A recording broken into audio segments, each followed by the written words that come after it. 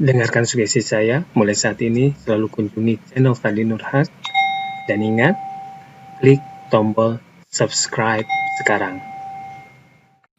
Halo, Assalamualaikum. Berharap siapapun yang menyaksikan video ini hingga akhir semakin bahagia, semakin sehat, berlimpah, dan berkah selalu tentunya. Bagi siapapun yang ingin menguasai keilmuan hipnosis, ingin lebih percaya diri lagi, ingin lebih yakin lagi saat mempraktekkan keilmuan hipnosis, baiknya simak video saya ini terlebih dahulu. Karena berdasarkan pengalaman saya pribadi, selama 10 tahun lebih mengeksplor, mempraktekkan, mempelajari keilmuan hipnosis ini, ketika sudut pandang kita kurang tepat dalam memahami keilmuan hipnosis ini sangat berpengaruh terhadap praktek kita di lapangan. Bagaimana kita menjadi lebih yakin, lebih percaya diri lagi ketika mempraktekannya. Itu dipengaruhi oleh sudut pandang kita terhadap keilmuan ini.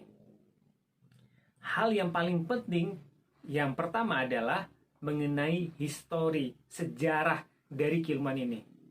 Ini menjadi salah satu pondasi yang perlu dipahami, perlu dimiliki agar lebih tepat memiliki sudut pandang dalam memahami keilmuan hipnosis ini.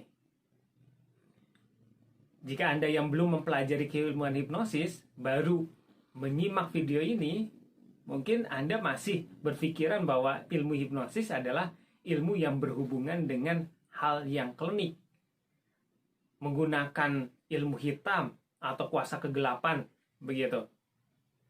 Justru keilmuan hipnosis ini sendiri berdasarkan sejarahnya dikembangkan dan diberikan nama ilmu hipnosis adalah oleh seorang dokter. Perlu digarisbawahi ya, oleh seorang dokter. Dan diterapkan, dimanfaatkan untuk di dunia kesehatan justru.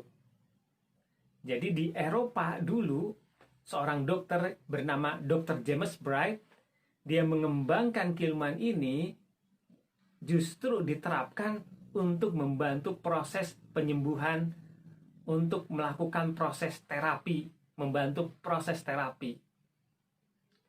Nah, tentunya ada pergeseran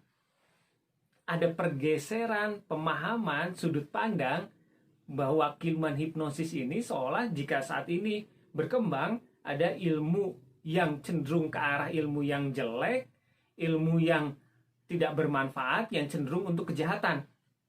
Padahal perhatikan, dulunya adalah dikembangkan, diberi nama oleh seorang dokter di kalangan ilmuwan, di kalangan orang-orang yang ilmiah justru. Jadi ketika kita memahami bahwa ternyata ilmu ini justru adalah dikembangkan awalnya adalah oleh seorang dokter untuk kesehatan justru, bukan untuk kejahatan. Sehingga ketika kita memahami hal tersebut, kita semakin yakin bahwa berarti ini pasti ada manfaatnya. Ada manfaatnya keilmuan ini itu. Bukan hanya berpikir bahwa ini ada ilmu yang menggunakan bantuan, bahkan misalnya menggunakan bantuan jin begitu, seperti itu. Tidak ada sama sekali. Ilmu ini adalah murni seperti halnya ilmu-ilmu yang lain. Sebuah metode untuk membantu seseorang lebih berdaya lagi.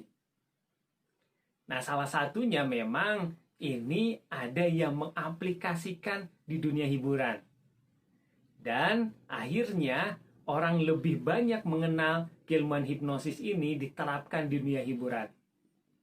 Mengapa? Banyak orang yang lebih mengenal keilmuan hipnosis ini justru di dunia hiburan, di dunia panggung, di televisi, begitu. Ya, karena orang lebih tertarik dengan yang namanya hiburan ketimbang yang namanya ilmu.